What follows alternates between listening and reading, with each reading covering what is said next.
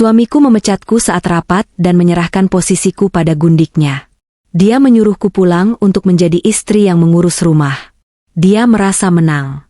Dia lupa bahwa aku yang membangun perusahaan ini dari nol. Dalam 30 menit, mereka akan hancur berantakan sepenuhnya. Sembari bersiap mendengarkan kisah ini, yuk, absen dulu di kolom komentar, dari kota mana saja kalian menonton. Jangan lupa dukung channel ini dengan like dan subscribe ya, supaya kami makin semangat mempersembahkan cerita yang lebih menarik lagi. Pagi itu, udara di dalam ruang rapat utama di lantai 15 terasa jauh lebih dingin dari biasanya. Mesin pendingin ruangan seolah bekerja 2 kali lipat lebih keras. Atau mungkin perasaanku saja yang menangkap firasat buruk sejak aku melangkahkan kaki ke dalam gedung kantor ini. Jam besar di dinding menunjukkan pukul 9 tepat. Semua kepala divisi, manajer, dan jajaran petinggi perusahaan sudah duduk rapi di kursi masing-masing. Di hadapan mereka, terdapat tumpukan map berisi laporan keuangan kuartal ketiga yang sudah kusiapkan semalaman suntuk. Aku duduk di kursi direktur utama, posisi yang sudah kutempati selama 5 tahun terakhir, menatap wajah-wajah yang selama ini bekerja bersamaku membangun perusahaan ini dari sekadar mimpi kecil menjadi sebuah kerajaan bisnis yang diperhitungkan. Pintu ruang rapat berbahan kaca tebal itu terbuka. Raka, suamiku, melangkah masuk dengan gaya angkuhnya yang khas. Jas mahalnya yang dijahit khusus oleh penjahit ternama tampak pas membalut tubuhnya. Dagu terangkat, langkahnya mantap, dan seulas senyum tipis yang selalu berhasil mengecoh banyak orang menghiasi bibirnya. Namun, ada yang berbeda hari ini. Raka tidak datang sendiri.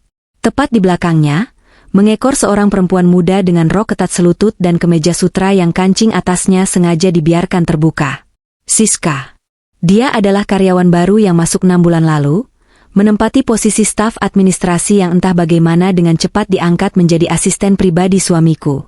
Siska berjalan dengan dagu terangkat, tatapan matanya menyapu sekeliling ruangan dengan sorot meremehkan, seolah dia adalah ratu yang baru saja memasuki istananya.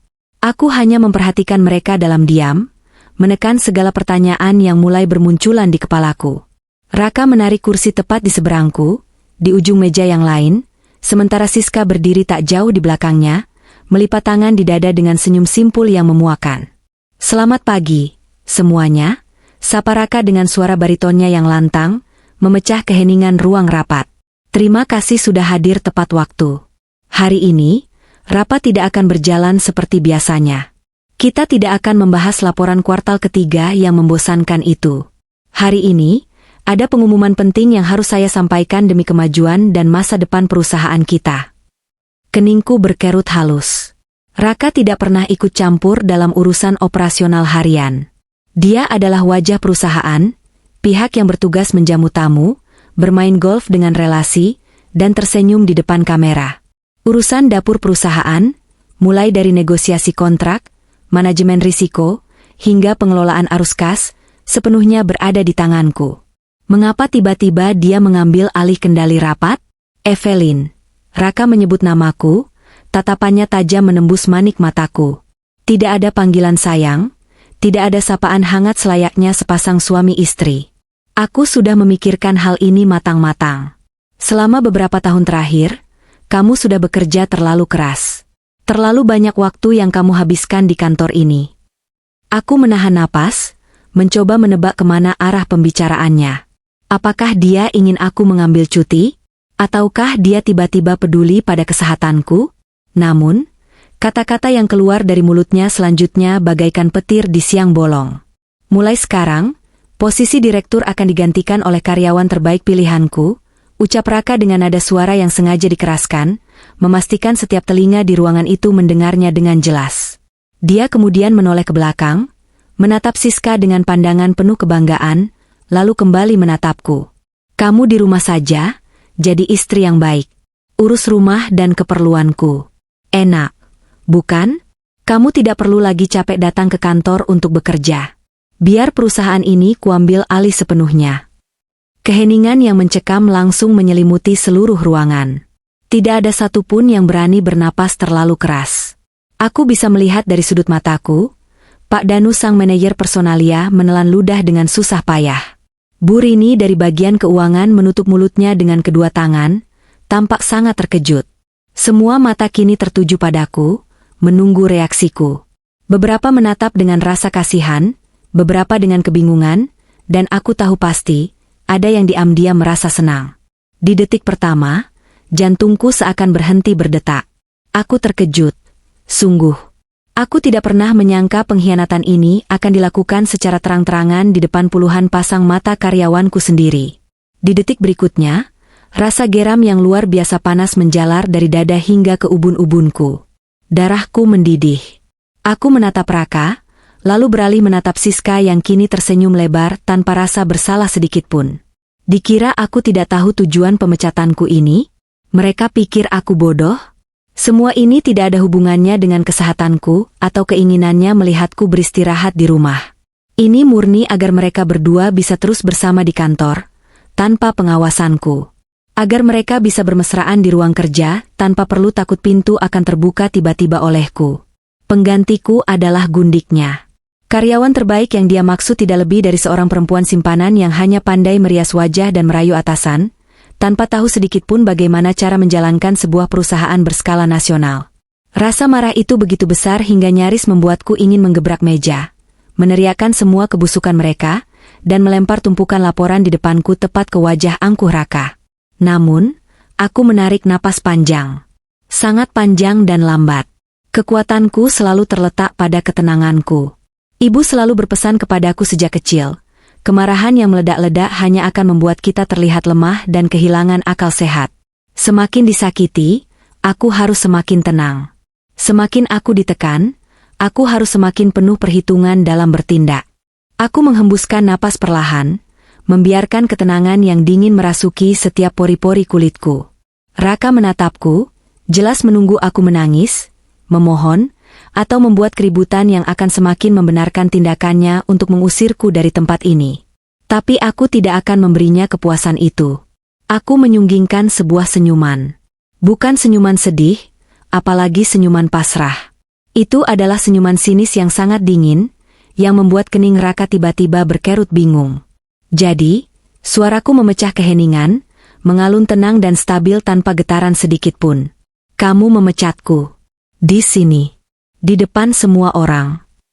Ini demi kebaikan kita bersama, Evelyn. Kamu harus belajar menjadi istri yang penurut. Balas Raka, mencoba terdengar berwibawa meski aku bisa menangkap kilat keraguan di matanya saat melihat senyumanku. Dan Siska yang akan menggantikanku? Tanyaku lagi, kali ini menatap langsung ke arah perempuan muda itu. Siska membusungkan dadanya, melangkah maju hingga berdiri sejajar dengan Raka. Saya akan berusaha sebaik mungkin, Bu Evelyn. Bapak sudah sangat percaya pada kemampuan saya.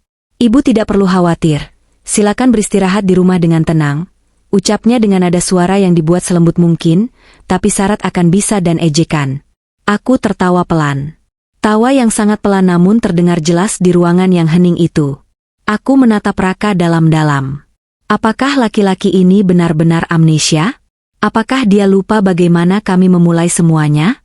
7 tahun yang lalu, perusahaan ini tidak ada. Yang ada hanyalah sebuah garasi kecil berdebu yang kami sewa dengan uang tabunganku sendiri. Akulah yang menyusun proposal bisnis dari pagi hingga pagi lagi. Akulah yang berkeliling kota dengan sepeda motor bekas, memohon waktu 5 menit dari para investor untuk mendengarkan presentasiku. Akulah yang merancang sistem, mencari klien pertama, dan menjaga arus kas saat kami nyaris bangkrut di tahun kedua. Raka? Raka hanya pria berwajah tampan yang pandai berbicara. Dia adalah etalase, sementara aku adalah fondasi, dinding, dan atap dari bangunan kokoh bernama perusahaan ini. Tanpaku, perusahaan ini hanyalah cangkang kosong yang rapuh. Dan kini, dengan sombongnya dia ingin mengambil alih cangkang itu dan memberikannya pada seorang perempuan yang bahkan tidak tahu bedanya neraca keuangan dan daftar belanjaan. Baiklah, ucapku sambil berdiri dari kursiku. Aku merapikan jas kerjaku dengan tenang. Tidak terburu-buru. Aku mengambil pulpen mahalku, menutup buku catatanku, dan memasukkannya ke dalam tas kulitku. Setiap gerakanku diikuti oleh puluhan pasang mata yang masih terbelalak tak percaya. Kamu menerimanya begitu saja? Tanya Raka, nada suaranya terdengar antara lega dan tidak percaya. Dia jelas sudah mempersiapkan diri untuk sebuah drama pertengkaran yang panjang. Aku menghentikan gerakanku, menatapnya dengan pandangan mengasihani. Tentu saja, suamiku sayang. Jika memang itu keinginanmu, aku akan pulang. Aku akan menjadi istri yang baik dan mengurus rumah. Aku mengitari meja rapat, berjalan melewati para manajer yang menundukkan kepala mereka. Saat aku tiba di dekat pintu, aku berhenti tepat di sebelah Siska. Aku menoleh padanya, memindai penampilannya dari ujung rambut hingga ujung kaki, lalu tersenyum tipis. Selamat menikmati kursiku, Siska. Kuharap kamu tahu cara menggunakannya, bisikku padanya, cukup keras untuk didengar oleh Raka. Lalu aku menatap Raka untuk yang terakhir kalinya di ruangan itu. Kau bilang ingin mengambil alih perusahaan ini sepenuhnya? Silakan. Ambil saja. Tapi ingat satu hal, Raka. Membangun sebuah kerajaan butuh waktu bertahun-tahun, keringat, dan darah. Tapi untuk menghancurkannya, aku sengaja menggantung kalimatku, melirik jam tangan perak di pergelangan tangan kiriku. 30 menit sudah lebih dari cukup. Tanpa menunggu balasannya, aku memutar tumitku dan melangkah keluar dari ruang rapat. Pintu kaca itu tertutup perlahan di belakangku, memisahkan aku dari masa laluku, dari suami pengkhianat, dan dari perusahaan yang sebentar lagi akan menjadi kuburan bagi kesombongan mereka. Saat aku berjalan menyusuri lorong yang sepi menuju lift, aku tidak menangis. Tidak ada satu tetes air mata pun yang jatuh. Yang ada hanyalah rasa lega yang luar biasa.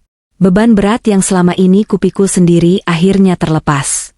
Raka telah melakukan kesalahan terbesarnya hari ini. Dia membangunkan seekor naga yang selama ini tertidur lelap, merawatnya.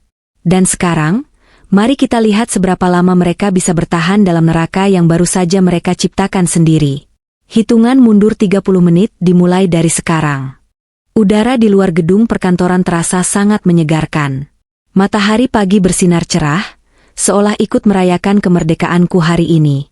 Aku berjalan menuju area parkir dengan langkah ringan, tidak seperti biasanya di mana pundakku selalu terasa berat memikirkan target bulanan dan omzet perusahaan. Angin sepau-sepau menerpa wajahku, menyapu sisa-sisa ketegangan yang sempat singgah di ruang rapat tadi. Sapaan ramah dari Pak Udin, satpam gedung yang sudah berjaga di sana sejak perusahaan kami menyewa satu lantai kecil bertahun-tahun lalu, menghentikan langkahku sejenak. Pagi, Bu Evelyn. Kok tumben pagi-pagi sekali sudah mau keluar? Ada pertemuan dengan klien di luar ya, Bu? Tanyanya sambil tersenyum hangat, tangan kanannya bersiap membuka palang pintu keluar. Aku membalas senyumannya dengan tulus. Pagi, Pak Udin. Tidak, Pak. Mulai hari ini saya sudah tidak bekerja di sini lagi. Saya mau pulang, istirahat, jawabku tenang. Mata tua Pak Udin terbelalak kaget. Loh? Maksudnya bagaimana, Bu? Ibu kan yang punya perusahaan ini. Kok malah berhenti? Ada pergantian manajemen, Pak Udin. Tidak apa-apa. Bapak jaga kesehatannya, tetap semangat kerjanya, ucapku tanpa berniat menjelaskan lebih panjang. Aku tahu dalam beberapa jam ke depan, berita tentang pemecatanku akan menyebar ke seluruh penjuru gedung. Aku masuk ke dalam mobil SUV putihku, sebuah mobil yang kubeli murni dari hasil dividen pribadiku, bukan dari kas perusahaan apalagi dari uang Raka. Aku menyalakan mesin, mendengarkan deru halusnya sejenak, lalu menyalakan sistem pendingin. Namun, aku tidak langsung menginjak pedal gas. Aku memundurkan jok, mengambil posisi paling nyaman, dan mengeluarkan tablet dari dalam tas kerjaku. 30 menit. Waktu yang sangat singkat, namun sangat krusial. Raka dan gundiknya mungkin berpikir bahwa perusahaan ini bisa berjalan secara otomatis, seperti mesin cuci yang tinggal ditekan tombolnya. Mereka buta pada kenyataan bahwa seluruh urat nadi operasional perusahaan ini terhubung langsung denganku. Namaku yang tertera pada dokumen legalitas. Tanda tanganku yang disetujui oleh pihak bank. Dan yang paling penting, seluruh akses sistem utama, dari database klien, sistem persetujuan vendor, hingga token bank untuk transaksi keuangan, terenkripsi atas nama Evelyn pribadi. Jari-jariku menari lincah di atas layar tablet. Aku masuk ke dashboard utama server perusahaan. Hanya butuh beberapa ketukan untuk masuk sebagai super administrator. Hal pertama yang kulakukan adalah mencabut seluruh hak akses milik Raka. Pria itu selama ini memiliki akses read-only hanya untuk sekadar memantau laporan. Tapi kini, Bahkan untuk melihat saldo kas pun dia tidak akan bisa. Selanjutnya, aku masuk ke sistem database klien VIP. Ini adalah jantung dari perusahaan. Para investor besar dan klien raksasa yang selama ini menyuntikkan dana miliaran rupiah. Mereka tidak bekerja sama dengan perusahaan, mereka bekerja sama denganku. Kepercayaan mereka ada padaku, bukan pada Raka yang hanya pandai bermain kata. Aku menekan tombol lockout masif, mengubah password utama, dan mengunci seluruh database ke dalam server pribadi yang tidak terhubung dengan jaringan kantor. Terakhir, aku menonaktifkan portal persetujuan vendor. Semua tagihan masuk, semua permintaan bahan baku, semua kontrak yang membutuhkan tanda tangan elektronik, langsung terkunci otomatis. Status di layar berubah dari indikator hijau menjadi merah menyala dengan tulisan kapital, akses denied, kontak main administrator. Aku tersenyum puas melihat layar tabletku. Sistem perusahaan kini lumpuh total. Ibarat sebuah mobil mewah, aku baru saja mencabut mesinnya dan hanya menyisakan kerangka kosongnya untuk Raka dan Siska. 20 menit telah berlalu sejak aku melangkah keluar dari ruang rapat. Aku meletakkan tablet di kursi penumpang dan mengambil ponselku. Aku tahu, badai akan segera datang. Benar saja, sebuah pesan singkat masuk dari Maya, asisten pribadiku yang sangat setia. Maya adalah satu-satunya orang di kantor yang tahu betul seberapa parah Raka tidak berguna, dan seberapa keras aku bekerja. Maya, Bu Evelyn. Ibu baik-baik saja? Ini di kantor sedang kacau balau, Bu. Selesai rapat tadi, Pak Raka bawa perempuan itu masuk ke ruangan ibu. Tapi waktu si perempuan itu coba nyalain komputer utama, layarnya merah semua. Dia nggak bisa buka data klien sama sekali. Aku tertawa pelan membaca pesan Maya. Jemariku mengetik balasan dengan cepat. Evelyn, aku sangat baik. Maya, jangan panik. Nikmati saja pertunjukannya. Terus laporkan apa yang terjadi. Hanya butuh waktu 1 menit bagi Maya untuk membalas kembali. Laporannya kali ini lebih panjang dan lebih detail, membuatku seakan bisa melihat langsung kepanikan di lantai 15 itu. Maya, ya ampun, Bu. Perempuan itu sekarang nangis-nangis di dalam ruangan, karena dituduh merusak sistem sama Pak Raka. Pak Raka teriak-teriak panggil tim IT. Tapi orang IT bilang enkripsi sistemnya lapis 3, dan cuma ibu yang pegang kuncinya. Orang IT-nya nyerah, Bu. Mereka bilang butuh waktu berbulan-bulan buat nembus sistem itu tanpa password dari ibu. Luar biasa. Aku membayangkan wajah Angku Siska yang kini dipenuhi air mata dan maskara yang luntur. Di mana kehebatannya sebagai karyawan terbaik? Di mana kesombongan Raka yang merasa bisa mengambil alih segalanya dalam semalam? Menit ke-28. Ponselku berdering dengan kencang. Nama pemanggil di layar membuat senyumku semakin mengembang. Pak Johan, Direktur PT Adidaya Abadi, investor terbesar sekaligus klien VIP yang menyumbang hampir 50% dari total pendapatan perusahaan kami. Pak Johan adalah orang tua yang tegas, teliti, dan sangat tidak menyukai perubahan mendadak yang tidak masuk akal. Aku membiarkan ponsel itu berdering hingga deringan ketiga sebelum mengangkatnya dengan nada tenang. Selamat pagi, Pak Johan. Ada yang bisa saya bantu? Sapaku ramah. Suara di seberang sana terdengar berat dan penuh amarah yang tertahan. Evelyn, apa-apaan ini? Saya baru saja mendapat notifikasi otomatis dari sistem bahwa mulai hari ini, kamu tidak lagi memegang kendali atas proyek raksasa kita di Surabaya. Dan posisimu digantikan oleh siapa? Siska? Siapa itu Siska? Saya tidak pernah mendengar namanya. Saya tidak pernah melihat rekam jejaknya, dan saya menolak keras menyerahkan uang puluhan miliar saya di tangan anak kemarin sore. Aku menarik napas panjang, memasang nada suara yang terdengar menyesal namun pasrah. Saya mohon maaf yang sebesar-besarnya, Pak Johan. Tapi ini adalah keputusan mutlak dari suami saya, Pak Raka, selaku Presiden Direktur. Beliau baru saja memecat saya setengah jam yang lalu di depan seluruh karyawan. Beliau menginginkan saya fokus mengurus rumah tangga dan menyerahkan proyek Bapak kepada asisten pribadinya. Hening sejenak di seberang telepon. Aku bisa mendengar helaan napas kasar Pak Johan. Kurang ajar, umpat Pak Johan menggelegar. Raka benar-benar kehilangan akalnya. Dia pikir dia siapa berani bermain-main dengan uang saya? Dengar, Evelyn. Saya bekerja sama dengan perusahaan itu karena kamu. Kontrak itu saya tanda tangani karena saya percaya pada kepalamu, pada perhitunganmu. Jika kamu keluar, saya tarik semua dana saya hari ini juga. Saya sangat menghargai kepercayaan Bapak selama ini. Tapi sayangnya, kedua tangan saya sudah diikat. Jika Bapak ingin membatalkan kontrak, sesuai prosedur, Bapak harus langsung menghubungi manajemen baru. Silakan hubungi Pak Raka langsung. Pak, saya permisi. Aku menutup telepon dengan perasaan menang. Aku tahu karakter Pak Johan. Begitu telepon ini ditutup, dia akan langsung menelepon Raka dan memaki-makinya habis-habisan. Tepat di menit ke-30, ponselku kembali berdering. Kali ini, nama suamiku, mantan atasanku, muncul di layar. Raka.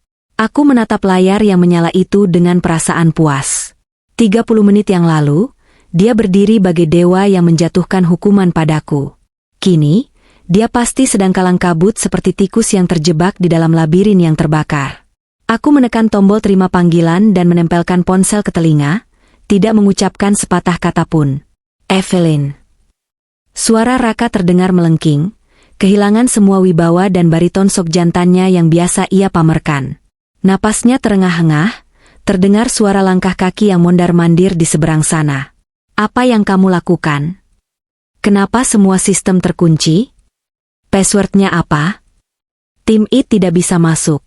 Dan kenapa Pak Johan tiba-tiba menelepon mengamuk mau membatalkan kontrak dan menuntut ganti rugi? Evelyn, jangan main-main ya kamu. Aku tertawa renyah, tawa yang benar-benar lepas dari dasar hatiku. Aku menyandarkan tubuhku ke kursi mobil, menikmati setiap getaran kepanikan dari suara pria yang selama bertahun-tahun telah mengkhianatiku itu. Loh, kenapa kamu marah-marah? Sayang, jawabku dengan nada polos yang sangat kubuat-buat. Aku sedang dalam perjalanan pulang. Bukankah kamu sendiri yang menyuruhku untuk di rumah saja, menjadi istri yang baik dan mengurus keperluanmu? Evelyn, ini bukan waktunya bercanda. Kasih aku password servernya sekarang. Dan telepon Pak Johan, bujuk dia supaya tidak menarik dananya. Cepat, bentak Raka. Ketenanganku tidak terusik sedikit pun. Maaf, Raka. Mulai saat ini, urusan kantormu bukan urusanku lagi. Kamu punya karyawan terbaik pilihanmu, bukan? Siska yang cerdas, Siska yang mempesona. Mengapa tidak kamu suruh saja dia yang memecahkan enkripsi servernya? Mengapa tidak kamu suruh saja dia yang melobi Pak Johan dengan pesonanya itu? Dia kan direktur baru, masa urusan sekecil itu tidak bisa? Kamu sengaja menjebakku. Hah? Kamu sengaja menyabotase perusahaan ini. Raka berteriak histeris. Aku bisa membayangkan urat-urat di lehernya bermunculan dan wajahnya yang memerah menahan marah. Menjebakmu? Menyabotase? Aku mengulang kata-katanya dengan dingin. Tidak, Raka. Aku hanya mengambil kembali apa yang memang menjadi milikku. Akal sehatku, waktuku, dan sistem yang aku bangun dengan tanganku sendiri. Selamat berjuang mempertahankan perusahaan itu tanpaku. Semoga cinta kalian cukup kuat untuk membayar utang miliaran rupiah.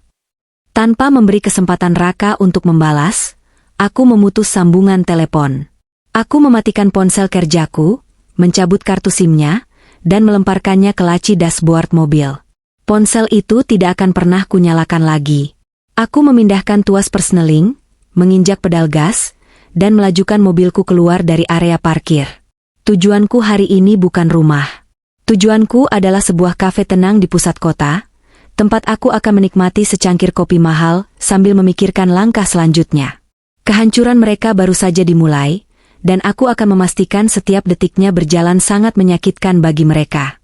Mobilku meluncur membelah jalanan kota yang mulai dipadati oleh kendaraan lain. Matahari merangkak naik, memancarkan sinar hangat yang menembus kaca jendela mobil, seolah ikut merayakan kebebasan yang baru saja kudapatkan. Aku menurunkan sedikit kaca jendela, membiarkan angin pagi menerpa wajahku dan mengacak-acak rambutku. Selama 5 tahun terakhir, rute perjalananku di pagi hari selalu sama dan monoton. Dari rumah menuju gedung kantor, menghabiskan belasan jam di balik meja kerja, menatap layar komputer hingga mataku perih, lalu kembali ke rumah saat langit sudah gelap gulita. Rutinitas itu telah mengurungku dalam sebuah penjara tak kasat mata yang kubangun sendiri, atas nama cinta dan kesetiaan pada seorang pria yang ternyata tidak lebih dari seorang parasit pengkhianat. Namun hari ini, rantai itu telah terputus. Aku memutar kemudi, mengarahkan mobilku menjauh dari kawasan perkantoran yang menyesakan itu, menuju sebuah tempat yang sudah bertahun-tahun tidak pernah kukunjungi, karena terlalu sibuk mengurus perusahaan Raka. Tujuanku adalah sebuah pusat perawatan tubuh dan spa premium yang terletak di kawasan elit ibu kota. Gedung bernuansa tropis dengan hiasan bambu dan suara gemercik air mancur itu menyambut kedatanganku. Begitu aku melangkah masuk melewati pintu kaca otomatis, aroma terapi lavender dan chamomile yang menenangkan langsung menguar, menyapa indera penciumanku dan seketika mengendurkan urat-urat sarafku yang tegang. Resepsionis yang ramah menyambutku dengan senyuman hangat, menyodorkan buku menu perawatan yang tebal. Tanpa berpikir panjang, aku menunjuk paket perawatan paling mahal dan paling lama yang mereka miliki. Paket relaksasi total dari ujung rambut hingga ujung kaki selama 4 jam penuh. Aku menyerahkan kartu kreditku dengan perasaan ringan. Uang bukanlah masalah bagiku.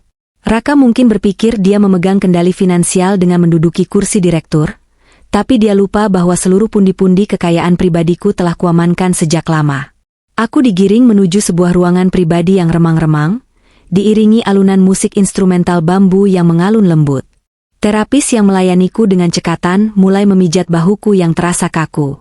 Saat jari jemarinya menekan titik-titik lelah di punggungku, pikiranku melayang kembali pada kejadian di ruang rapat tadi.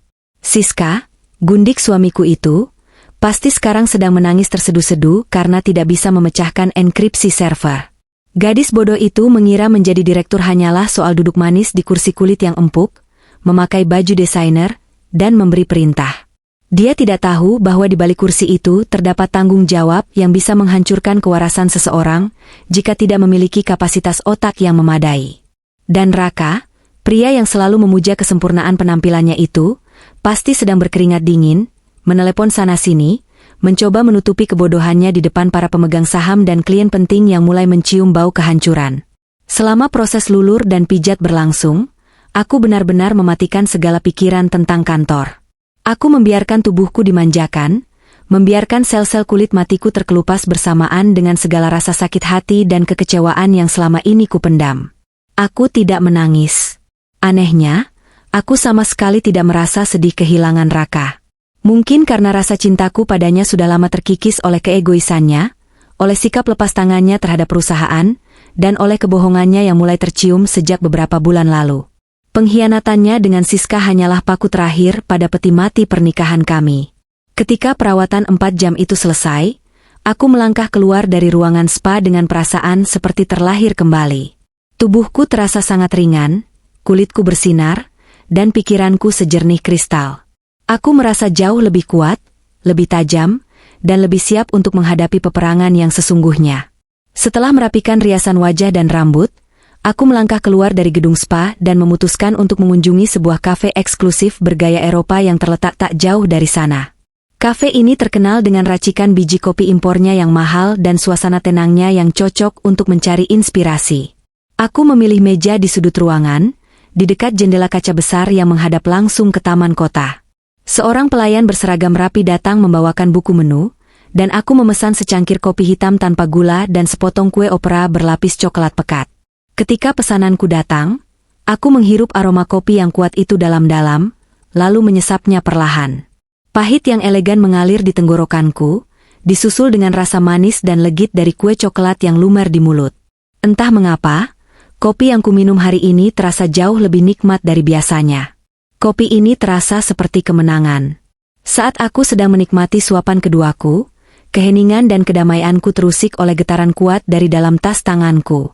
Itu bukan ponsel kerjaku yang sudah kubuang kartu SIM-nya, melainkan ponsel pribadiku. Nomor ini sangat rahasia, hanya diketahui oleh keluarga inti dan, tentu saja, suamiku. Aku meraih ponsel itu dengan gerakan santai, menatap layar yang berkedip-kedip menampilkan nama, Raka suamiku, dengan foto kami berdua saat liburan ke Bali 3 tahun lalu. Wajah tersenyum di foto itu kini terlihat sangat memuakkan bagiku. Aku membiarkan ponsel itu berdering cukup lama, menghabiskan suapan kue coklatku, mengelap bibirku dengan tisu secara perlahan, barulah aku menekan tombol hijau dan mendekatkan benda pipi itu ke telingaku. "Halo, suamiku sayang." Sapaku dengan nada suara yang sangat lembut, semanis madu, kontras dengan hatiku yang sedingin es. Di seberang sana, aku bisa mendengar suara napas Raka yang memburu, disusul dengan suara barang jatuh dan tangisan seorang perempuan yang sangat kukenali. "Siska." Keadaan di sana pasti sudah seperti kapal pecah. "Evelyn, dari mana saja kamu? Kenapa nomor kantormu tidak aktif sama sekali?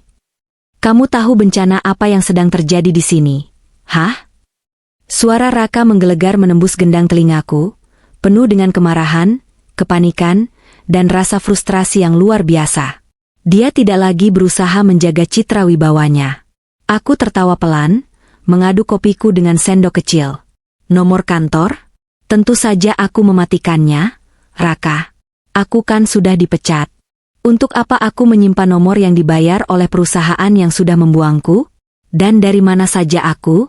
Aku baru saja selesai spa, merawat diri, lalu sekarang sedang menikmati secangkir kopi yang sangat lezat. Bukankah kamu yang menyuruhku untuk bersantai dan mengurus keperluanku sendiri?" "Jangan gila kamu, Evelyn. Ini bukan waktunya membalas dendam dengan cara kekanak-kanakan seperti ini. Perusahaan sedang kacau balau. Sistem logistik terkunci, vendor bahan baku menolak mengirimkan barang karena tidak ada persetujuan darimu, dan bank baru saja menelepon mengancam akan membekukan rekening perusahaan karena ada aktivitas pergantian akses yang mencurigakan. Berikan aku password utama servernya sekarang juga." Raka setengah berteriak. Suaranya terdengar nyaring dan menyedihkan. "Kekanak-kanakan? Membalas dendam?" Tanyaku dengan nada polos yang kubuat-buat, sengaja memancing emosinya lebih jauh.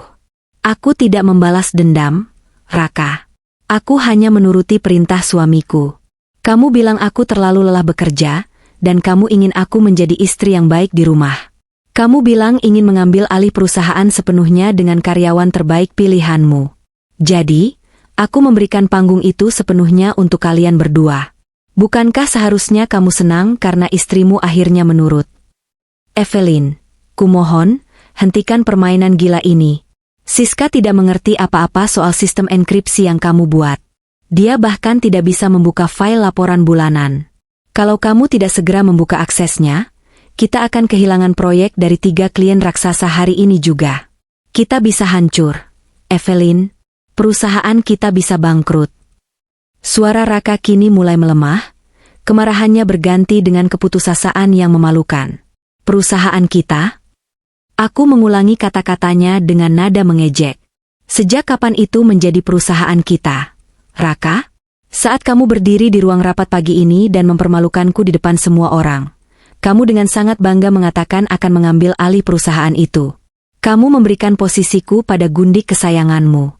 Kalian berdua yang berkuasa sekarang. Jadi, selesaikan masalah kalian sendiri.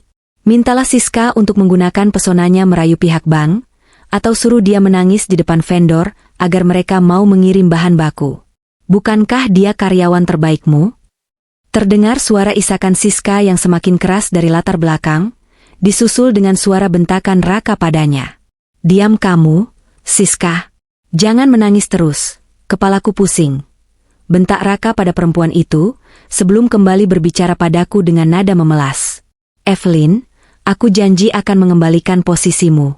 Aku akan menyuruh Siska keluar dari ruanganmu sekarang juga. Kembalilah ke kantor. Tolong bereskan kekacauan ini. Aku mohon."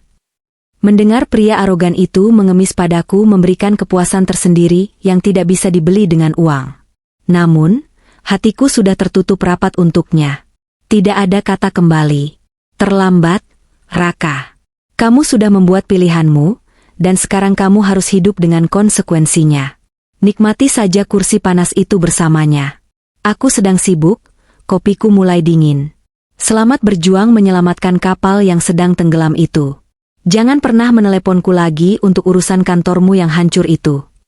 Tanpa menunggu balasannya, aku langsung memutus sambungan telepon dan memblokir nomornya. Aku meletakkan ponselku di atas meja, menatap pemandangan taman kota yang indah di luar jendela. Secangkir kopi ini memang terasa jauh lebih manis hari ini. Kemenangan pertama telah kuraih, dan rencana besarku baru saja dimulai. Mereka mengira aku akan hancur karena pengkhianatan ini, tapi mereka salah besar. Aku tidak akan hancur, aku akan memastikan merekalah yang rata dengan tanah. Duduk di sudut kafe yang tenang ini, dengan aroma kopi yang menenangkan indera penciuman, ingatanku mau tidak mau terlempar jauh ke masa lalu. 5 tahun yang lalu, saat semuanya baru saja dimulai. Perusahaan yang kini diperebutkan oleh Raka dan gundiknya itu, tidak lahir dari ruang rapat berpendingin udara yang mewah, atau dari presentasi bisnis di hotel berbintang. Perusahaan itu lahir di sebuah garasi sempit yang pengap, berdebu, dan seringkali bocor jika hujan turun terlalu deras. Saat itu, aku dan Raka baru saja menikah. Raka bercita-cita menjadi seorang pengusaha sukses, namun dia tidak memiliki modal, tidak memiliki koneksi, dan yang paling parah, dia tidak memiliki etos kerja yang keras. Dia hanya pandai berbicara tentang mimpi-mimpi besar tanpa tahu bagaimana cara mewujudkannya. Aku yang saat itu dibutakan oleh cinta, memutuskan untuk memberikan segalanya demi mendukung mimpinya. Aku menggadaikan semua perhiasan emasku, menguras habis tabungan pribadiku hasil bekerja bertahun-tahun sebelum menikah, dan bahkan sampai harus meminjam uang pada ibu. Aku masih ingat dengan jelas hari itu. Ibu datang mengunjungiku di garasi sempit yang kami sulap menjadi kantor darurat. Ibu membawa rantang berisi makanan kesukaanku, wajahnya tampak sangat khawatir melihatku duduk di kursi plastik murahan, berkeringat, dengan mata panda karena kurang tidur setelah semalaman suntuk menyusun draft proposal bisnis. Evelyn, anakku, kamu tidak harus memaksakan diri seperti ini. Kalau Raka mau buat usaha, biarkan dia yang mencari modal dan bekerja keras. Kenapa malah kamu yang terlihat seperti kuli berhari-hari tidak istirahat? Tegur ibu saat itu, tangannya yang lembut mengusap kepalaku dengan penuh kasih sayang. Aku hanya tersenyum lelah, meyakinkan ibu bahwa semua pengorbanan ini akan membuahkan hasil. Tidak apa-apa, ibu. Raka sedang berusaha mencari relasi di luar. Kami ini suami istri, harus saling membantu. Nanti kalau perusahaan ini besar, ibu pasti akan bangga padaku. Saat aku berjuang berdarah-darah di garasi itu, merancang struktur manajemen, menekan biaya operasional seminimal mungkin, dan melakukan panggilan telepon ke ratusan calon klien hingga suaraku serak, Raka sibuk mencocokkan warna jas dengan sepatunya. Dia lebih suka menghabiskan waktu di luar, beralasan melobi klien di lapangan golf atau kafe mahal, padahal kenyataannya dia hanya asyik membangun citra dirinya sendiri. Begitu satu persatu proyek mulai tembus karena proposal luar biasa yang kubuat dan presentasi teknis yang kusampaikan, perusahaan mulai berkembang. Kami pindah dari garasi ke ruko, lalu dari ruko ke gedung perkantoran mewah. Namun, seiring dengan membesarnya perusahaan, ego Raka pun ikut membengkak. Dia mulai merasa bahwa kesuksesan ini adalah hasil dari karisma dan ketampanannya semata. Dia melupakan siapa yang menjadi otak di balik segala strategi yang membuat perusahaan itu berdiri kokoh. Tapi aku bukanlah wanita bodoh yang rela mati syahid tanpa perlindungan. Sejak tahun kedua pernikahan kami, ketika aku mulai menyadari bahwa Raka lebih mencintai kemewahan daripada proses kerja keras, aku mulai mengambil langkah pencegahan yang sangat rahasia. Langkah yang kini akan menjadi senjata pemusnah massal bagi kesombongannya. Aku menghabiskan sisa kopiku dan beranjak dari kafe tersebut. Destinasi selanjutnya sudah terjadwal. Aku mengemudikan mobilku menuju sebuah kawasan perkantoran eksklusif di daerah Sudirman, tempat kantor pengacara ternama, Bramantio O Partners, berada. Pak Bram adalah pengacara senior yang sangat tajam, teliti, dan kebetulan adalah sahabat lama mendiang ayahku. Dia adalah satu-satunya orang di luar sana yang tahu persis seberapa licik dan rapuhnya perusahaan yang dipimpin suamiku itu. Sesampainya di ruangan Pak Bram yang luas dan dilapisi panel kayu ek yang elegan, aku langsung disambut dengan senyuman penuh arti dari pria parubaya berkacamata tebal tersebut. Dia mempersilahkanku duduk di sofa kulit yang nyaman, sementara asistennya menyajikan secangkir teh hijau hangat untuk kami berdua. Jadi, hari H yang kita tunggu-tunggu akhirnya tiba lebih cepat dari perkiraan. Evelyn? Tanya Pak Bram sambil melipat kedua tangannya di atas meja, matanya memancarkan kecerdasan seorang ahli hukum yang siap bertarung di pengadilan. Tepat seperti yang kita diskusikan bulan lalu, Pak Bram.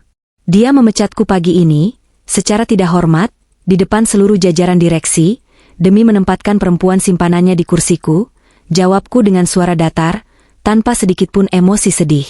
Aku membuka tas kerjaku, mengeluarkan sebuah map tebal berwarna merah tua, dan meletakkannya di atas meja kaca di hadapannya. Pak Bram membuka map tersebut.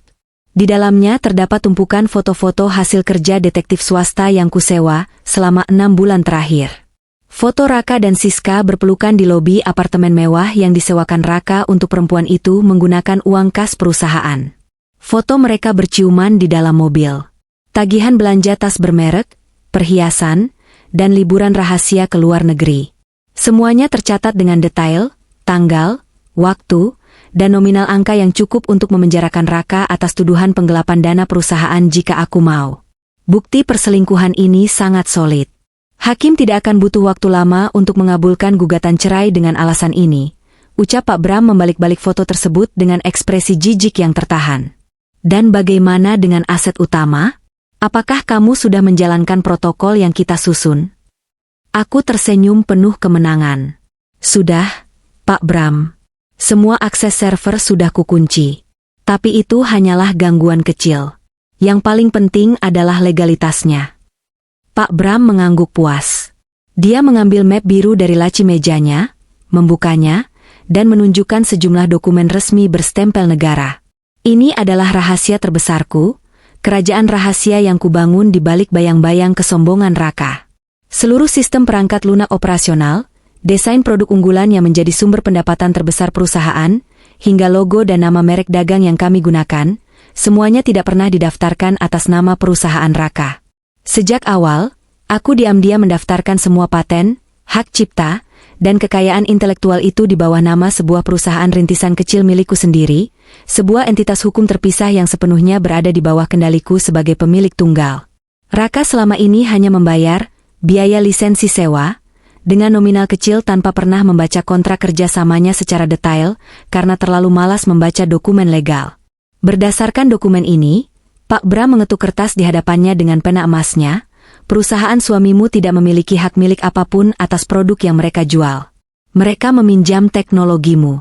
Dan karena kamu, selaku pemilik hak cipta, telah menarik izin penggunaannya secara sepihak pagi ini, setiap transaksi atau penggunaan sistem yang mereka lakukan mulai detik ini dianggap sebagai pelanggaran hak cipta berat. Jika Raka nekat mencoba meretas sistemmu atau menjual produk itu ke klien, kita bisa menuntutnya dengan ganti rugi miliaran rupiah yang akan membuat keturunannya pun ikut menanggung utang. Sempurna. Tolong siapkan surat peringatan hukumnya, Pak Bram. Kirimkan ke kantor perusahaan siang ini juga, tembusan ke seluruh klien VIP. Biarkan mereka tahu bahwa teknologi yang mereka beli tidak lagi didukung oleh pihak yang sah. Perintahku dengan nada tegas, merasakan adrenalin mengalir deras di nadiku. Dan proses gugatan cerai saya hari ini juga. Saya ingin surat panggilan dari pengadilan mendarat di meja Raka saat dia sedang pusing menghadapi kehancurannya. Dengan senang hati, Evelyn. Kamu benar-benar perencana yang mengerikan. Aku bersyukur tidak pernah menjadi musuhmu. Kelakar Pak Bram sambil tertawa kecil, mulai sibuk mencatat instruksiku pada buku agendanya. Belum selesai aku membahas rincian pembagian harta Gonogini dengan Pak Bram, ponsel pribadiku berdering kembali. Kali ini, nama Maya, asisten pribadiku yang sangat bisa diandalkan, muncul di layar. Aku segera meminta izin pada Pak Bram untuk mengangkat panggilan tersebut. Halo, Maya. Bagaimana cuaca di lantai 15? Tanyaku dengan nada ceria. Di seberang sana, suara Maya terdengar berbisik-bisik, namun syarat akan kepanikan yang bercampur dengan rasa antusias yang sulit disembunyikan. Sepertinya dia sedang menelepon dari dalam ruang penyimpanan atau toilet agar tidak ketahuan. Ibu, keadaannya di sini benar-benar seperti kapal pecah yang mau tenggelam. Bu? Maya melaporkan dengan napas terengah-engah. Pak Danu dari HRD baru saja meletakkan surat pengunduran dirinya di meja Pak Raka. Dia menolak bertanggung jawab atas kerugian klien.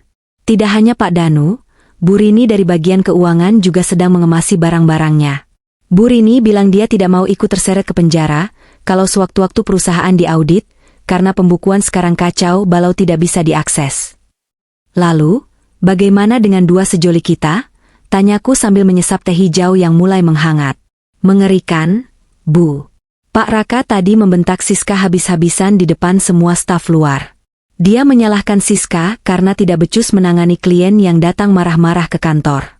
Siska menangis histeris, melempar vas bunga ke dinding, lalu mengunci diri di kamar mandi. Para manajer divisi teknis juga menolak menerima perintah dari Pak Raka, karena beliau sama sekali tidak mengerti alur kerja produksi kita. Beberapa klien besar, termasuk dari PT Adidaya Abadi, sudah mengirimkan email resmi membatalkan kontrak sepihak dan menuntut penalti karena kegagalan pemenuhan target hari ini. Kantor kita sudah tamat riwayatnya, Bu. Benar-benar tamat dalam hitungan jam. Aku menutup mata sejenak, meresapi setiap kata yang diucapkan Maya. Kehancuran yang cepat dan brutal. Sesuai dengan yang kurencanakan. Sebuah perusahaan yang dibangun dengan kerja keras seorang wanita sejati, tidak akan bisa dijalankan oleh ego seorang pria brengsek dan ketidakmampuan seorang perempuan penggoda. Kerja bagus. Maya, amankan semua barang pribadimu. Kirimkan surat resign MU hari ini juga. Aku sudah menyiapkan posisi kepala operasional untukmu di perusahaan baruku yang akan segera diluncurkan bulan depan. Gajimu kuberikan 2 kali lipat dari yang Raka berikan padamu. Ucapku dengan pasti, membalas loyalitas Maya dengan ganjaran yang setimpal. Benarkah, Bu? Ya ampun, terima kasih banyak, Bu Evelyn. Saya akan langsung membuat surat pengunduran diri saya sekarang juga. Sorak Maya tertahan, kebahagiaan jelas terdengar dari suaranya. Aku memutus sambungan telepon dan menatap Pak Bram yang sejak tadi memperhatikanku dengan senyum kekaguman. Permainan baru saja memasuki babak yang paling mematikan. Raka dan Siska telah menggali kuburan mereka sendiri dengan sangat dalam, dan kini tugasku hanyalah mengubur mereka dengan tanah penyesalan yang tidak akan pernah bisa mereka gali kembali. 3 hari berlalu sejak insiden pemecatanku di ruang rapat waktu itu. 3 hari yang terasa seperti liburan paling menenangkan sepanjang hidupku, sekaligus menjadi 3 hari paling menghancurkan bagi Raka dan gundiknya. Aku menghabiskan waktuku dengan bangun siang, berolahraga ringan di halaman belakang, membaca buku, dan menyusun strategi matang untuk peluncuran perusahaan baruku. Tidak ada lagi alarm pagi yang memekakan telinga, tidak ada lagi deringan telepon dari klien yang marah, dan tentu saja, tidak ada lagi wajah arogan Raka yang menuntut segalanya harus sempurna tanpa dia mau mengangkat satu jari pun. Siang ini, aku mengatur janji temu makan siang dengan Pak Tirta, pemilik pabrik pemasok bahan baku utama yang selama ini menopang produksi perusahaan Raka. Kami bertemu di sebuah restoran hidangan laut kelas atas di kawasan Pantai Indah Kapuk. Pak Tirta adalah seorang pengusaha parubaya yang keras, tegas, dan sangat memegang teguh prinsip kepercayaan dalam berbisnis. Dia sudah menungguku di ruang VIP saat aku tiba, tersenyum lebar dan langsung menjabat tanganku dengan hangat. Evelyn, akhirnya kita bertemu juga di luar urusan kantor yang membosankan itu. Kamu terlihat jauh lebih segar dan bercahaya hari ini. Beban di pundakmu pasti sudah banyak yang terangkat. Ya? Sapa Pak Tirta seraya mempersilahkanku duduk. Aku tertawa pelan, menganggukkan kepala menyetujui ucapannya. Terima kasih, Pak Tirta. Bapak benar, rasanya seperti saya baru saja membuang ransel berisi batu seberat puluhan kilogram dari punggung saya. Bagaimana kabar pabrik Bapak? Pabrik saya baik-baik saja, sangat lancar. Tapi saya rasa, mantan perusahaanmu itu yang sedang dalam masalah besar. Evelyn? Jawab Pak Tirta, nadanya berubah menjadi lebih serius namun ada kilat jenaka di matanya. Dia mencondongkan tubuhnya ke depan, melipat kedua tangannya di atas meja. Kamu tahu, kemarin sore Raka menelepon saya. Dia memohon, sedikit memaksa, agar saya segera mengirimkan 100 ton bahan baku ke gudang mereka secepatnya. Dia bilang sedang ada proyek mendesak. Aku menyesap es lemon tehku dengan tenang. Lalu, apa jawaban Bapak? Pak Tirta mendengus kasar. Tentu saja saya tolak mentah-mentah. Saya katakan padanya, saya ini berbisnis dengan Evelyn, bukan dengan Raka atau perempuan bernama Siska yang kemarin sempat mengangkat telepon saya dengan nada sok berkuasa itu. Semua kontrak suplai kita mensyaratkan tanda tangan digitalmu sebagai penjamin pembayaran. Raka marah besar. Dia mengancam akan mencari pemasok lain dan memutus kerjasama dengan pabrik saya. Ancaman yang sangat kosong. Dia tidak akan bisa menemukan pemasok manapun di kota ini yang bisa menyediakan bahan baku sebanyak itu dalam waktu singkat tanpa pembayaran di muka. Balasku dengan senyum tipis. Aku sangat tahu kondisi pasar. Pak Tirta memonopoli suplai bahan baku berkualitas tinggi, dan selama ini aku mendapatkan harga khusus darinya murni, karena hubungan baik dan rekam jejak pembayaranku yang tidak pernah terlambat 1 hari pun. Tepat sekali. Dan yang membuat saya tertawa terbahak-bahak, adalah ketika dia akhirnya memelas. Kesombongannya runtuh dalam sekejap saat dia menyadari pabriknya akan berhenti total besok pagi kalau bahan baku tidak datang. Saya langsung menutup teleponnya. Saya tidak mau membuang waktu meladeni orang yang tidak tahu berterima kasih sepertinya, ucap Pak Tirta puas. Saat hidangan laut kami disajikan, ponselku bergetar. Sebuah pesan masuk dari Maya. Mantan asistenku itu memang sudah resmi mengundurkan diri 2 hari yang lalu. Namun dia masih memiliki banyak teman di dalam kantor yang terus memberinya laporan langsung mengenai kehancuran dari dalam gedung lantai 15 tersebut. Maya mengirimkan sebuah berkas audio dengan keterangan singkat. Ibu harus dengar ini. Rekaman dari OB yang sedang membersihkan lorong depan ruangan Pak Raka tadi pagi. Aku meminta izin sebentar kepada Pak Tirta untuk mendengarkan pesan tersebut. Aku memasang penyuara telinga nirkabelku dan menekan tombol putar. Suara bantingan barang yang sangat keras menjadi pembuka rekaman tersebut, disusul dengan teriakan Raka yang memekakan telinga. Kamu bodoh atau bagaimana, Siska? Bagaimana bisa kamu menandatangani kontrak dengan PT Gemilang tanpa membaca pasal penaltinya? Kamu tahu apa yang baru saja kamu lakukan? Bentak Raka dengan suara bergetar karena amarah yang memuncak. Terdengar suara isakan tangis Siska yang melengking. Aku tidak tahu, Mas. Pihak mereka mendesakku terus. Mereka bilang kalau tidak segera ditandatangani hari itu juga, mereka akan membatalkan proyeknya. Aku kan cuma mau membuktikan ke kamu dan ke semua orang di kantor, kalau aku juga bisa bawa klien besar. Aku mau membuktikan kalau aku lebih baik dari istrimu itu. Lebih baik dari Evelyn? Kamu bahkan tidak seujung kukunya. Raung Raka, kata-katanya penuh dengan penyesalan dan keputusasaan yang telak. Evelyn tidak akan pernah sebodoh ini. PT Gemilang itu menjebak kita. Mereka meminta pengiriman barang dalam waktu 3 hari, sementara pabrik kita mati karena Pak Tirta menolak mengirim bahan baku. Dan sekarang, karena kebodohanmu, kita terkena penalti wan prestasi sebesar 5 miliar rupiah. 5 miliar? Siska. Dari mana aku harus mencari uang sebanyak itu sementara semua rekening perusahaan dibekukan oleh bank? Kenapa kamu menyalahkanku terus? Kamu sendiri yang bilang aku cuma perlu duduk manis di kursi direktur dan tersenyum pada klien. Kamu yang menyuruhku menggantikan istrimu. Kalau kamu memang tahu aku tidak bisa, kenapa kamu tidak mengurusnya sendiri? Kamu juga tidak tahu apa-apa soal operasional perusahaan ini, kan? Siska membalas teriakan Raka.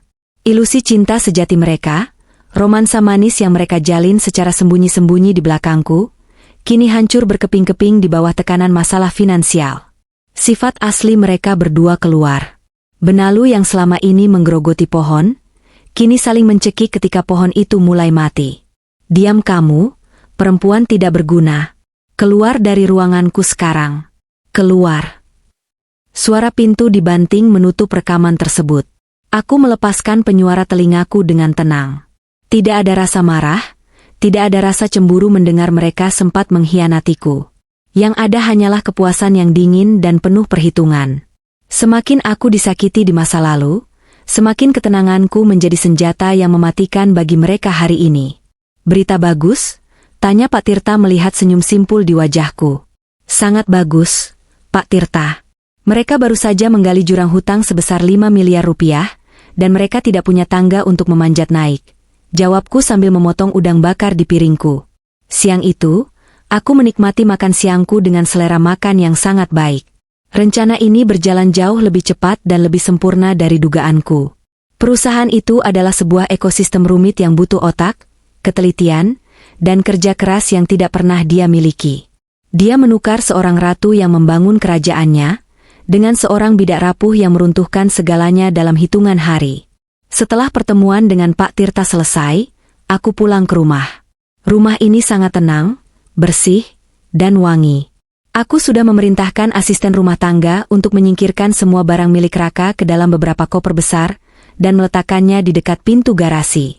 Aku juga sudah meminta 2 orang petugas keamanan kompleks untuk berjaga di pos depan rumahku, memberikan mereka instruksi khusus untuk nanti malam. Aku tahu, setelah semua jalan buntu yang dia temui di kantor, setelah semua caci maki yang dia lemparkan pada gundiknya, Raka hanya memiliki satu tujuan tersisa. Dia akan pulang. Malam turun dengan cepat, diiringi rintik hujan yang membuat udara terasa lebih dingin dari biasanya. Aku duduk dengan nyaman di sofa ruang keluarga, membaca sebuah buku tentang strategi bisnis investasi sambil menikmati secangkir teh chamomile hangat. Televisi menyala dengan volume rendah, menampilkan berita ekonomi malam. Suasana rumah ini begitu damai, kontras dengan badai yang aku tahu sedang berkecamuk di dalam kepala pria yang sebentar lagi akan tiba. Tepat pukul 8 malam, suara mesin mobil yang kasar terdengar memasuki pekarangan rumah. Dari balik jendela kaca, aku bisa melihat mobil sedan mewah milik Raka terparkir sembarangan.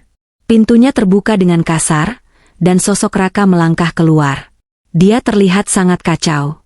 Jas mahalnya tampak kusut masai, dasinya sudah longgar dan miring, rambutnya yang biasanya tertata rapi dengan pomade kini berantakan tak karuan. Langkahnya gontai saat dia menerobos rintik hujan menuju pintu depan. Terdengar suara kunci sandi dimasukkan dengan terburu-buru, lalu pintu utama terbuka. Raka berdiri di ambang pintu, napasnya memburu, dadanya naik turun dengan cepat. Dia menatapku yang sedang duduk santai di sofa, seolah aku adalah sebuah oase di tengah padang pasir yang membakar. Aku tidak beranjak dari tempat dudukku. Aku hanya menutup bukuku perlahan, meletakkannya di atas meja kopi, dan menatapnya dengan tatapan datar yang sangat tenang. Tidak ada raut kemarahan di wajahku. Kekuatanku selalu berada pada ketenanganku, karena kepanikan hanya akan membuat musuh merasa mereka memiliki kendali. Evelyn. Panggilnya dengan suara serak. Dia melangkah mendekat, mengabaikan koper-koper besar miliknya yang sudah tersusun rapi di dekat pintu. Dia bahkan tidak menyadari bahwa barang-barangnya sudah dikemas. Raka menjatuhkan dirinya di lantai, tepat di depan lututku. Dia meraih kedua tanganku, menggenggamnya erat-erat. Tangan pria itu terasa dingin dan berkeringat. Ada bau alkohol murahan bercampur aroma stres yang menguar dari tubuhnya. Evelyn, kumohon, maafkan aku, ucapnya, suaranya bergetar menahan tangis yang memalukan. Aku salah. Aku benar-benar salah. Aku bodoh karena sudah memecatmu. Aku dibutakan oleh ego dan kesombonganku sendiri. Aku membiarkan tanganku berada dalam genggamannya, tidak membalas, namun juga tidak menariknya dengan kasar. Aku menatap lurus ke dalam matanya yang memerah. Oh, jadi Siska bukan karyawan terbaik pilihanmu? Bukankah kamu bilang dia akan mengurus perusahaan dengan sangat baik? Tanyaku dengan nada lembut yang menusuk. Raka menggelengkan kepalanya dengan kuat, air matanya mulai menetes. Tidak. Dia perempuan bodoh, Evelyn. Dia menghancurkan semuanya. Dia menandatangani kontrak jebakan dengan PT Gemilang, dan sekarang kita dituntut penalti 5 miliar rupiah. Semua vendor memutus kontrak, klien-klien besar menarik dana mereka. Bank membekukan rekening kita. Perusahaan kita hancur lebur. Sayang. Aku sudah memecat Siska sore ini juga. Aku mengusirnya dari kantor. Tolong, kembalilah. Hanya kamu yang tahu cara menyelesaikan ini semua. Hanya kamu yang punya akses sistemnya. Selamatkan perusahaan kita, kumohon. Aku tersenyum tipis. Senyum yang tidak mencapai mataku. Dia menyalahkan Siska atas segalanya. Seolah keputusannya untuk memecatku dan menyerahkan perusahaan pada perempuan itu bukanlah kesalahannya sendiri. Pria ini benar-benar pengecut yang tidak berani bertanggung jawab. Aku menarik kedua tanganku dari genggamannya dengan gerakan pelan namun pasti. Aku menyandarkan punggungku ke sofa, menatapnya dari atas ke bawah seolah menatap serangga yang menyedihkan.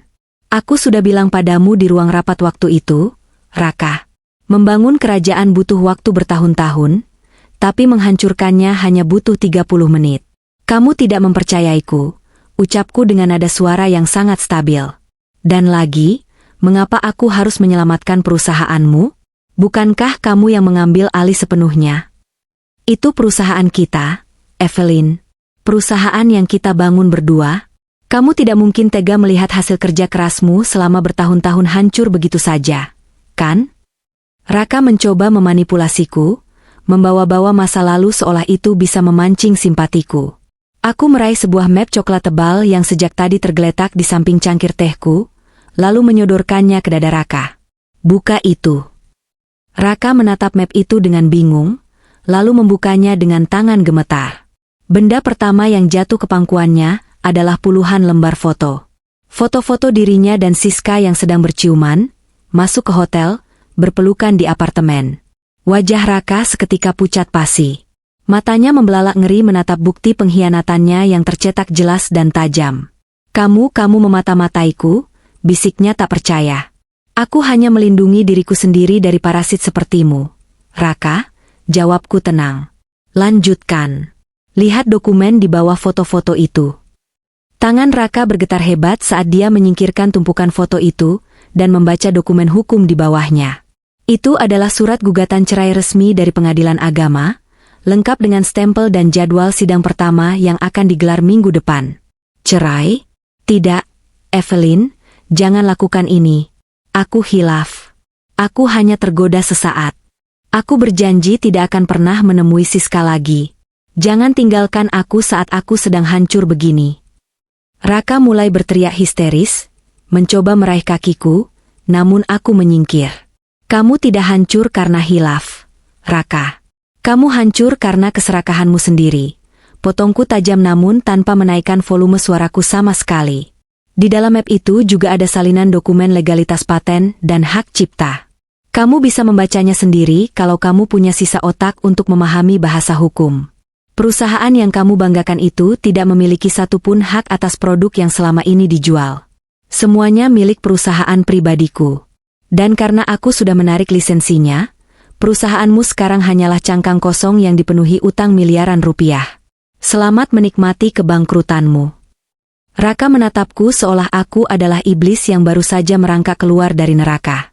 Mulutnya terbuka namun tidak ada suara yang keluar. Dia akhirnya menyadari seberapa dalam jurang yang sudah aku siapkan untuknya sejak lama. Dia sadar bahwa selama ini dia tidak pernah berkuasa atasku, melainkan akulah yang membiarkannya merasa berkuasa sebelum akhirnya menarik karpet dari bawah kakinya. Kamu sangat kejam, Evelyn. Kamu menghancurkan hidupku. Raung Raka, keputusasaan mengubah raut wajahnya menjadi penuh kebencian. Dia berdiri, mengepalkan tangannya seolah ingin memukulku. Namun, ketenanganku tidak goyah sedikit pun. Aku ikut berdiri, menatap tepat ke manik matanya yang dipenuhi amarah bercampur ketakutan. Aku hanya memberikan apa yang pantas kamu dapatkan. Sekarang, ambil koper-kopermu di dekat pintu itu, dan keluar dari rumahku. Rumahmu? Ini rumah kita. Aku suami yang sah, aku berhak tinggal di sini. Raka membalas dengan keras kepala. Aku menunjuk ke arah pintu. Periksa sertifikatnya besok di pengadilan. Rumah ini kubeli murni dengan uang pribadiku, dan hanya ada namaku di atas kertas itu. Kamu tidak berhak atas satu paku pun di rumah ini. Keluar. Raka terdiam, napasnya memburu. Dia menatap sekeliling rumah mewah yang selama ini dia nikmati, tanpa harus bekerja keras membayarnya. Kenyataan pahit menghantamnya dengan telak. Dia tidak punya apa-apa lagi. Perusahaannya hancur. Utangnya menggunung, gundiknya meninggalkannya, dan kini istrinya membuangnya seperti sampah. Aku mengambil ponselku dan menekan satu tombol panggilan cepat. Pak Satpam, silakan masuk ke dalam. Ada tamu yang menolak untuk pulang. Dalam hitungan detik, pintu utama terbuka lebar. 2 orang petugas keamanan bertubuh tegap melangkah masuk dengan wajah tegas. Mereka langsung menghampiri Raka yang masih mematung di tengah ruang keluarga. Mari, Pak Raka. Kami antar Bapak keluar, ucap salah satu petugas sambil memegang lengan Raka dengan kuat. Raka tidak melawan. Tenaganya seakan sudah terkuras habis. Dia menatapku untuk yang terakhir kalinya, tatapan seorang pria yang harga dirinya telah hancur lebur hingga menjadi debu. Dia berjalan gontai, diseret oleh petugas keamanan keluar dari pintu rumahku sendiri. Mereka membawakan koper-kopernya dan meletakkannya di bagasi mobilnya, memaksanya masuk, dan mengusirnya dari pekarangan rumah. Aku berdiri di ambang pintu, menatap lampu belakang mobil Raka yang menjauh di tengah derasnya hujan malam itu. Tidak ada air mata, tidak ada rasa kasihan. Beban terakhir telah dibuang. Besok, matahari akan terbit dengan cerita yang sepenuhnya baru. Cerita di mana sang ratu bertahta sendirian, tanpa benalu yang menghisap kekuatannya. Berita pagi itu menjadi pembuka hari yang sangat sempurna bagiku. Aku duduk dengan nyaman di kursi ruang makan, menikmati roti panggang dan secangkir teh panas, sementara layar televisi layar datar di hadapanku menyiarkan laporan langsung dari kawasan bisnis Sudirman. Amanda, seorang reporter berita ekonomi pagi yang cukup terkenal, berdiri memegang mikrofon dengan latar belakang gedung perkantoran yang sangat kukenal. Gedung bertingkat itu dulunya adalah pusat kerajaanku, tempat aku memeras keringat siang dan malam tanpa henti. Kini, garis polisi berwarna kuning melintang di pintu masuk utama, dan segel penyitaan resmi dari pihak bank tertempel jelas menutupi kaca pintunya yang mewah. Amanda melaporkan dengan nada serius dan lugas, bahwa perusahaan yang dipimpin oleh Raka resmi dinyatakan pailit setelah gagal membayar denda penalti kepada beberapa klien besar dan menunggak pembayaran kepada seluruh vendor pemasok. Saham perusahaan terjun bebas, hingga menyentuh titik terendah dalam sejarah bursa lokal, hanya dalam waktu beberapa minggu. Skandal penggelapan dana dan mismanajemen fatal yang dilakukan oleh jajaran direksi baru menjadi tajuk utama di berbagai portal berita daring pagi ini. Aku menyesap tehku perlahan, merasakan kehangatannya mengalir di kerongkonganku. Tidak ada rasa iba sedikit pun di hatiku saat melihat berita itu. Raka telah mengundang badai ke dalam rumahnya sendiri karena kesombongannya, dan kini dia harus tenggelam bersama kapal yang dia lubangi sendiri. Sementara itu, dari laporan rahasia yang kudapatkan dari beberapa mantan karyawan yang masih bersimpati padaku, kehidupan pribadi mantan suamiku itu tidak kalah hancurnya. Setelah kuusir secara tidak hormat dari rumahku malam itu dengan bantuan petugas keamanan, Raka terpaksa menyewa sebuah apartemen kecil dan kumuh di pinggiran kota. Fasilitas mewah, mobil dinas, dan kartu kredit tanpa batas yang selama ini dia nikmati menggunakan uang hasil jeripayahku telah diblokir dan disita sepenuhnya. Dan tentu saja, ilusi cinta sejati yang dia bangun bersama gundiknya tidak mampu bertahan menghadapi kerasnya ujian kemiskinan. Siska, perempuan muda yang dengan angkuh diklaim Raka sebagai karyawan terbaik pilihannya di ruang rapat waktu itu, akhirnya menunjukkan sifat aslinya ketika uang tidak lagi mengalir deras ke dompetnya. Kemarin malam, pertengkaran hebat yang diwarnai pecahan barang tak terhindarkan di antara mereka berdua. Raka yang sedang dalam keadaan mabuk berat dan frustrasi menyalahkan Siska atas semua kehancuran ini. Siska tentu saja tidak terima dijadikan kambing hitam. Perempuan itu langsung mengemasi barang-barangnya ke dalam koper, berteriak bahwa dia sangat menyesal telah membuang waktunya bersama pria tidak berguna yang ternyata hanya parasit berkedok direktur. Raka mencoba menahan tangannya, memohon agar Siska tetap tinggal menemani masa sulitnya, namun Siska hanya meludah ke lantai, mencampakkan cincin pemberian Raka tepat ke wajah pria itu, dan berjalan keluar dari pintu tanpa menoleh lagi sedikit pun. Pria arogan yang mengira bisa menaklukkan dunia itu, akhirnya ditinggalkan sendirian dalam kegelapan, meratapi kebodohannya di tengah jeratan utang yang menggunung. Hari ini adalah hari pembuktianku yang sesungguhnya kepada dunia. Aku mematikan televisi dan beranjak menuju kamar untuk bersiap-siap. Pagi ini, aku akan meresmikan peluncuran perusahaan baruku, Santika Group. Aku sengaja memilih nama itu sebagai simbol awal cerita yang baru, sebuah cerita yang ditulis oleh pemenang. Aku mengenakan setelan jas kerja berwarna biru malam yang dijahit khusus untukku, dipadukan dengan sepatu hak tinggi berwarna hitam yang memberikan kesan tegas dan berwibawa. Rambutku diikat rapi ke belakang tanpa satupun helaian yang berantakan, dan riasan wajahku menonjolkan ketajaman pada bagian mata. Aku menatap pantulan diriku di cermin besar kamarku. Tidak ada lagi Evelyn sang istri penurut yang selalu mengalah, menyembunyikan kecerdasannya, dan rela bekerja di balik bayang-bayang seorang pria. Hari ini, sang ratu akan mengambil kembali singgasananya dan berdiri di bawah cahaya yang paling terang. Aku tiba di salah satu hotel bintang 5 paling bergengsi di ibu kota tepat pukul 10 pagi. Clarissa, manajer hubungan masyarakat yang baru saja kurekrut karena rekam jejaknya yang brilian, langsung menyambutku di lobi utama. Clarissa adalah seorang profesional muda yang sangat cerdas, gesit, dan tahu persis bagaimana mengendalikan opini publik. Dia menyerahkan papan penjepit berisi jadwal acara, dan memastikan semua tamu undangan telah hadir di tempat duduk masing-masing. Clarissa berjalan beriringan denganku menuju ruang acara utama, sambil terus memberikan laporan. Dia mengatakan bahwa semuanya sudah siap tanpa ada kekurangan sedikit pun. Ruang perjamuan raksasa itu sudah penuh sesak. Pak Johan, Pak Tirta, dan puluhan pemodal raksasa lainnya sudah duduk di barisan kursi VIP paling depan. Rekan-rekan dari berbagai media berita cetak dan elektronik juga sudah menyiapkan kamera mereka di area belakang. Clarissa meyakinkanku bahwa ini akan menjadi berita peluncuran bisnis terbesar dan paling fenomenal tahun ini. Aku hanya mengangguk pelan, menyuruhnya memastikan sesi tanya jawab nanti berjalan dengan sangat lancar tanpa ada satupun celah yang tertinggal. Begitu kedua pintu kayu raksasa ruang perjamuan itu terbuka, kilatan lampu kamera yang menyilaukan mata langsung menyambut kehadiranku. Aku melangkah dengan dagu terangkat, menyusuri karpet merah menuju panggung utama dengan penuh keanggunan. Tepuk tangan riuh menggema di seluruh ruangan bergema mengiringi langkahku, terutama dari arah meja kehormatan tempat para mantan klien besar Raka duduk. Pak Johan tersenyum lebar, hingga matanya menyipit dan memberikan anggukan hormat ke arahku. Mereka semua adalah orang-orang cerdas. Mereka tahu persis siapa otak sebenarnya di balik kesuksesan yang selama ini dinikmati oleh Raka secara cuma-cuma. Aku berdiri mantap di balik podium, mengatur posisi mikrofon sejenak, dan menatap seluruh tamu undangan dengan penuh percaya diri. Aku menarik napas panjang, menikmati setiap detik momen kebangkitan ini meresap ke dalam pori-poriku. Aku menyapa para tamu kehormatan, rekan bisnis, dan rekan-rekan media sekalian dengan suara yang jernih, tenang, dan berwibawa. Aku mengucapkan terima kasih atas kehadiran mereka di hari yang sangat bersejarah ini.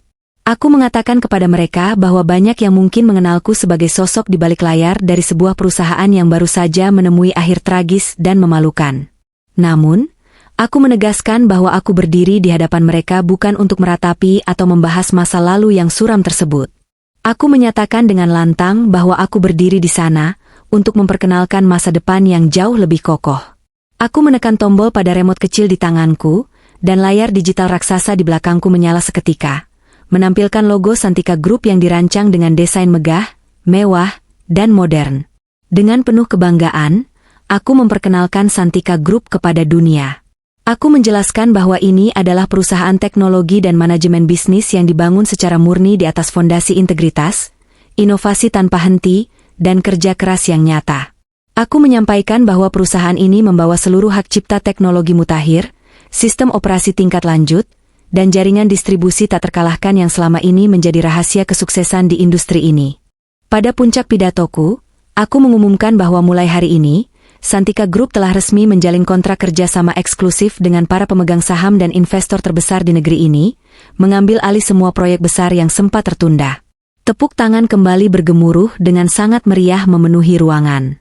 Setelah pidato peresmianku selesai, Clarissa melangkah maju mengambil alih posisi sebagai pembawa acara dan membuka sesi tanya-jawab untuk wartawan. Puluhan tangan langsung terangkat ke udara, berlomba-lomba mendapatkan perhatian. Clarissa menunjuk seorang reporter dari harian ekonomi terkemuka untuk memberikan pertanyaan pertama. Seorang jurnalis perempuan dengan kacamata berbingkai tipis berdiri dengan percaya diri. Dia memperkenalkan dirinya bernama Ayu. Ayu langsung melemparkan pertanyaan yang cukup tajam dan menohok. Dia bertanya tentang keterkaitan perusahaanku yang baru ini dengan perusahaan lamaku. Ayu menyoroti fakta bahwa publik mengetahui beberapa minggu lalu aku baru saja diberhentikan secara sepihak dari perusahaan yang dipimpin oleh mantan suamiku, yang mana kini perusahaan tersebut bangkrut total. Ayu bertanya secara belak-belakan apakah peluncuran perusahaan raksasa ini adalah sebuah kebetulan, atau sebuah strategi balas dendam bisnis kejam yang sudah kurencanakan sejak lama. Aku tersenyum tipis mendengar pertanyaan provokatif dari Ayu tersebut. Aku sama sekali tidak terpancing emosi. Kekuatanku ada pada ketenanganku. Aku mencondongkan tubuh sedikit ke arah mikrofon, dan menjawab dengan nada yang sangat santai. Aku berterima kasih atas pertanyaannya dan menjelaskan bahwa di dunia bisnis profesional, tidak ada yang namanya kebetulan yang ajaib, dan aku sama sekali tidak tertarik membuang waktu berhargaku untuk membalas dendam secara kekanak-kanakan. Aku memaparkan fakta bahwa yang terjadi sebenarnya hanyalah sebuah seleksi alam yang sangat wajar dalam dunia bisnis. Perusahaan lama tersebut gagal total karena jajaran manajemennya yang baru terbukti tidak memiliki kapasitas otak, keahlian teknis, dan pemahaman yang cukup untuk menjalankan sistem operasi yang sangat kompleks. Aku menambahkan sindiran halus bahwa ketika seorang pemimpin lebih sibuk mengurus hal-hal di luar urusan profesional dan sangat bodoh dalam memilih orang kepercayaan, maka kehancuran adalah hasil mutlak yang tidak bisa dihindari. Aku menegaskan bahwa aku hanya mengambil kembali apa yang memang menjadi hak dan ciptaan pribadiku, karena bisnis harus terus berjalan dan klien membutuhkan kepastian yang tidak bisa diberikan oleh manajemen lama. Santika Group hadir untuk menjamin kepastian tersebut. Jawaban elegan itu membuat seisi ruangan terkesima dan mengangguk setuju. Tidak ada kata-kata kasar yang kuucapkan, namun sindiran mematikan itu menancap sangat dalam. Seorang reporter lain dari portal media daring ternama ikut berdiri setelah dipersilakan oleh Clarissa. Dia memperkenalkan dirinya bernama Devira. Devira mengajukan pertanyaan mengenai risiko hukum. Dia bertanya apakah dengan skala proyek raksasa yang kuambil alih hari ini, aku tidak merasa khawatir akan ada tuntutan hukum atau gugatan dari pihak mantan suamiku terkait pemindahan paksa klien dan aset teknologi ini. Aku menjawab pertanyaan Devira dengan sangat lugas dan tanpa keraguan sedikitpun. Aku menyatakan bahwa aku sama sekali tidak khawatir. Aku membeberkan fakta hukum di depan semua media bahwa seluruh hak cipta, paten produk unggulan, dan teknologi operasional sejak awal murni terdaftar atas nama entitas bisnis pribadi milikku. Aku menegaskan bahwa timku memiliki seluruh dokumen legalitas yang sah secara hukum negara. Klien-klien raksasa yang bergabung bersama Santika Group hari ini datang murni atas kemauan, kesadaran, dan kepercayaan mereka sendiri terhadap kinerjaku, bukan karena paksaan.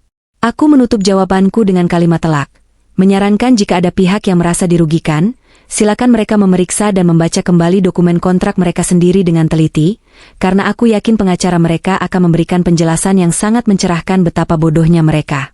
Acara peluncuran itu diakhiri dengan kesuksesan yang sangat besar.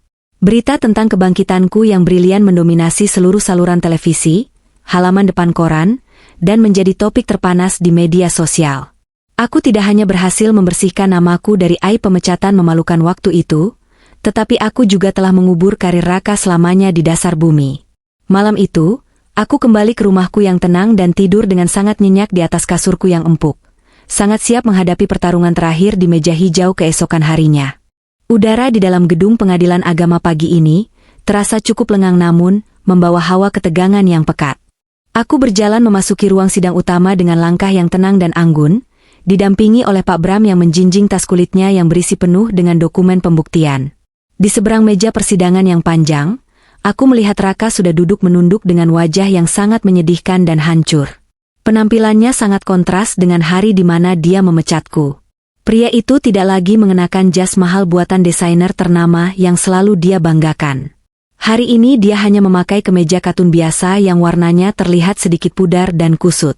Wajahnya sangat tirus, tulang pipinya menonjol, dan matanya cekung dengan kantung mata yang sangat gelap seolah dia belum tidur berhari-hari. Di kursi sebelahnya duduk pengacaranya yang bernama Liana. Seorang perempuan parubaya yang terlihat terus-menerus menghela napas panjang memijat pelipisnya, seolah dia sendiri sudah sangat lelah dan menyerah menangani klien bodoh yang tidak memiliki harapan menang ini. Hakim ketua yang memimpin jalannya persidangan pelik ini, Pak Franz, mengetukkan palu kayunya sebanyak 3 kali dengan keras, menandakan bahwa sidang putusan akhir yang mengikat secara hukum telah dimulai. Suasana ruangan seketika menjadi hening tanpa suara sedikitpun, menantikan keputusan final yang akan mengubah jalan hidup kami berdua selamanya. Pak Franz mulai membacakan ringkasan kasus dengan suara baritonnya yang tegas, berat, dan berwibawa.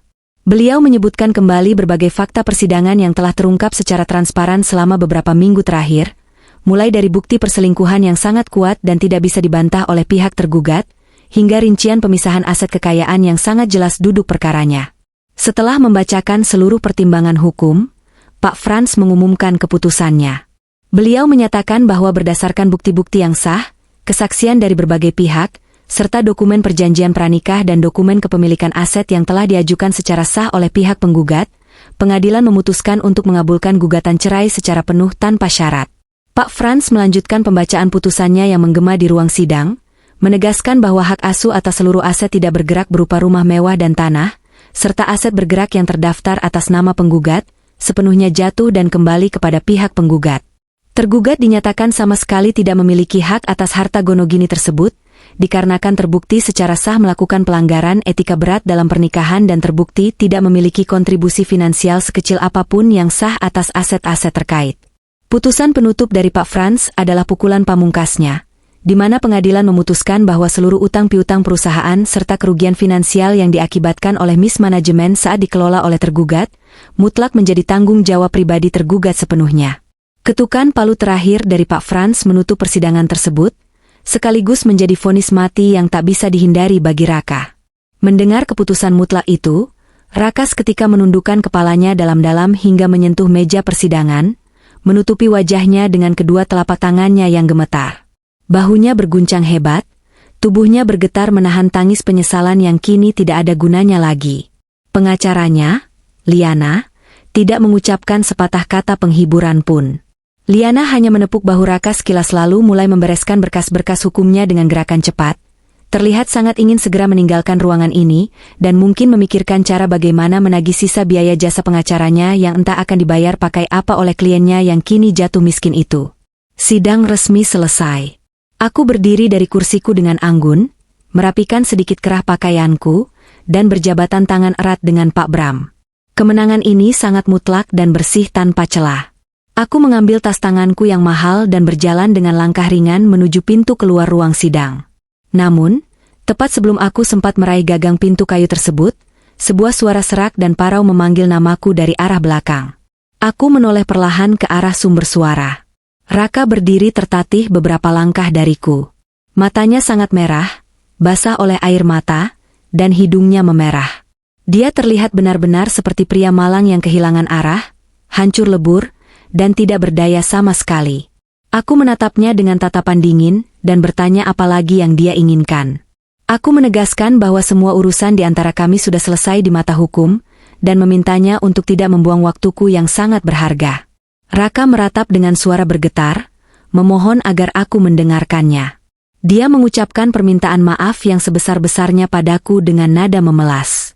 Dia mengakui di depan wajahku bahwa aku benar sejak awal, dan dia menyebut dirinya sendiri sebagai pria yang paling bodoh di dunia ini.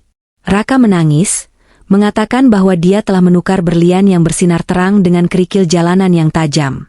Dia mengadu tentang penderitaannya, tentang bagaimana sekarang dia tidak punya apa-apa lagi. Dia menceritakan bahwa Siska telah mencampakkan dan meninggalkannya, mobilnya ditarik oleh pihak penagih utang, dan dia kini dikejar-kejar utang miliaran rupiah yang dia sendiri tidak tahu bagaimana cara melunasinya seumur hidup. Raka berulang kali mengatakan bahwa dia sangat hancur, berharap ucapannya itu bisa membangkitkan secercah belas kasihan di dasar hatiku.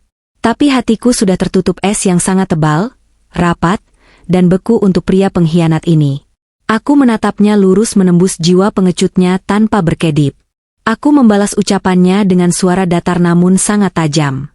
Aku mengoreksi perumpamaannya, mengatakan bahwa dia sama sekali tidak menukar berlian dengan kerikil. Aku menegaskan bahwa dia sendiri adalah kerikil itu sejak awal. Aku mengingatkannya bahwa selama bertahun-tahun dia hanya menumpang bersinar saat berada di dekatku. Lalu dengan sombongnya dia merasa bahwa cahaya kesuksesan itu berasal dari dalam dirinya sendiri. Aku mengatakan padanya bahwa sekarang dia hanya dikembalikan ke tempat asalnya yang sebenarnya, ke tempat yang gelap, kotor, dan tidak berarti. Aku menyuruhnya untuk menjalani saja hukum karma yang sudah dia ciptakan sendiri dengan kedua tangannya yang serakah itu, dan memberikan peringatan keras terakhir agar dia jangan pernah berani menyebut namaku lagi seumur hidupnya. Tanpa mau membuang waktu satu detik pun untuk mendengarkan jawabannya, aku berbalik badan, membuka pintu ruang sidang lebar-lebar, dan melangkah keluar membelah lorong pengadilan, meninggalkan serpihan masa laluku untuk selamanya di belakang sana. Aku menghirup udara kebebasan yang terasa sangat manis memenuhi paru-paruku. 6 bulan telah berlalu sejak hari bersejarah di pengadilan agama tersebut. Kehidupan berjalan dengan sangat dinamis dan memihak kepadaku.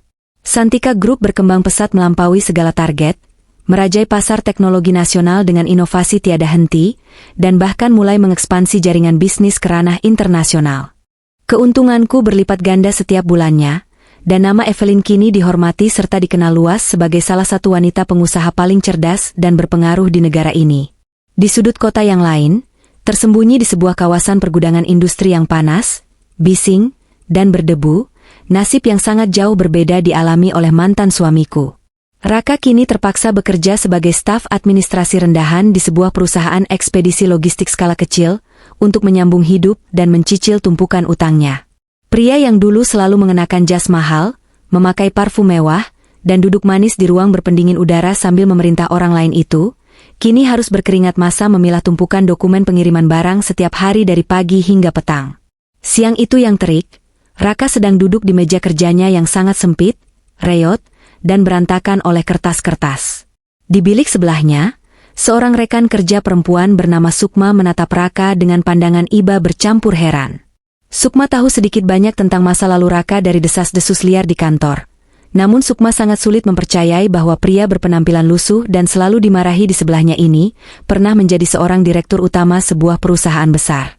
Lamunan Raka di meja kerjanya tiba-tiba dihancurkan oleh suara bentakan keras dari arah pintu ruangan. Baskara, manajer operasional gudang yang terkenal sangat galak, kejam, dan tidak kenal kompromi, berjalan menghentak menghampiri meja Raka. Baskara melempar setumpuk berkas tebal tepat ke wajah Raka dengan kasar. Baskara memarahi Raka habis-habisan, meneriaki mengapa laporan stok barang lambat sekali dikerjakan.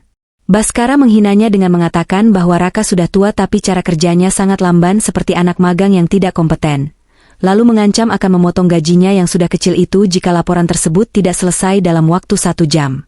Raka menundukkan kepalanya dalam-dalam, menelan harga dirinya yang sudah hancur lebur, dan menjawab dengan suara bergetar ketakutan bahwa dia akan segera mengerjakannya. Dia sama sekali tidak berani menatap mata atasannya. Setelah Baskara mendengus sinis dan pergi meninggalkan ruangan, Sukma menggeser kursinya berderit mendekati Raka. Sukma menyuruh Raka untuk bersabar menghadapi tabiat kasar Pak Baskara. Untuk mengalihkan perhatian, Sukma menyodorkan sebuah majalah bisnis eksklusif edisi terbaru yang dia temukan di ruang tunggu tamu ke atas tumpukan dokumen di meja Raka. Mata Raka yang lelah seketika terpaku kaku pada sampul depan majalah mengkilap tersebut.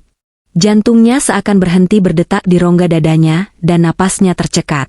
Di halaman depan majalah bergengsi itu, terpampang jelas wajahku mengenakan setelan elegan, berpose dengan senyum percaya diri dan tatapan mata yang sangat tajam menyiratkan kekuasaan. Judul besar tercetak tebal dengan tinta emas di bawah fotoku, mengisahkan tentang Evelyn sang ratu bisnis di balik kesuksesan raksasa Santika Group yang bangkit dari pengkhianatan pahit menuju puncak kejayaan tanpa batas. Tangan kasar Raka bergetar hebat saat jemarinya menyentuh gambaran wajahku di sampul majalah itu. Air mata penyesalan yang sangat panas menetes tanpa bisa ditahan, jatuh membasahi kertas majalah tersebut. Di detik itu juga, realitas menamparnya dengan sangat keras. Dia sadar sepenuhnya bahwa selamanya dia hanya akan menjadi penonton menyedihkan dari pinggir jalan. Dia hanya bisa melihat ratu yang dulu dengan bodohnya dia buang kini bertahta megah di puncak dunia, sementara dia sendiri harus membusuk secara perlahan dalam jurang penyesalan yang tidak akan pernah ada ujungnya hingga akhir hayatnya. Di waktu yang sama saat tangis tanpa suara Raka pecah di gudang berdebu itu, aku sedang berdiri tenang memegang secangkir kopi di dekat jendela kaca raksasa di ruang kantor baruku. Kantorku ini terletak di lantai penthouse tertinggi sebuah gedung pencakar langit termewah di pusat kota. Pemandangan kota yang sibuk terbentang luas bagaikan miniatur di bawah telapak kakiku. Pintu kayu jati ruanganku diketuk dengan sopan, dan Maya, asisten kepercayaanku yang kini menjabat sebagai kepala divisi operasional, melangkah masuk membawa tablet di tangannya. Maya melaporkan dengan senyum profesionalnya yang hangat, bahwa perwakilan investor asing dari Singapura sudah menunggu di ruang rapat VIP, dan semua materi presentasi sudah siap dieksekusi. Aku mengucapkan terima kasih pada Maya, dan memintanya menunggu sebentar sementara aku menghabiskan kopiku. Aku menatap pemandangan kota di luar jendela kaca itu sekali lagi. Ingatanku melayang sekilas pada hari pemecatan di ruang rapat yang dingin waktu itu. Saat itu, Raka dan Siska tertawa di atas penderitaanku, berpikir bahwa mereka telah mengalahkanku telak. Mereka berpikir aku akan hancur, menangis, dan memohon belas kasihan pada mereka agar diizinkan kembali ke kantor. Namun, mereka melupakan satu hal yang paling mendasar tentang karakter asliku. Ibu selalu mengajarkanku sejak kecil, bahwa orang yang benar-benar kuat tidak pernah meledak dalam amarah yang sia-sia. Kekuatanku selalu terletak pada ketenanganku, dan semakin dalam aku disakiti, semakin mematikan dan terukur perhitungan yang aku buat dalam bertindak. 30 menit adalah satu-satunya waktu yang aku butuhkan untuk meruntuhkan kerajaan ilusi mereka hingga rata dengan tanah. Dan seumur hidup adalah harga waktu yang harus mereka bayar mahal untuk meratapi hari di mana mereka berani mencoba menyingkirkanku. Aku meletakkan cangkir kopiku di atas meja, merapikan sedikit kerah jasku, memutar tumitku dengan anggun, dan melangkah keluar dari ruangan megah itu menuju masa depanku yang cemerlang. Sang ratu kini bertahta sepenuhnya sendirian, menguasai kerajaannya tanpa ada lagi satupun benalu pengkhianat yang berani mencoba menggoyahkannya. Cerita ini telah selesai, dan akulah pemenang mutlaknya.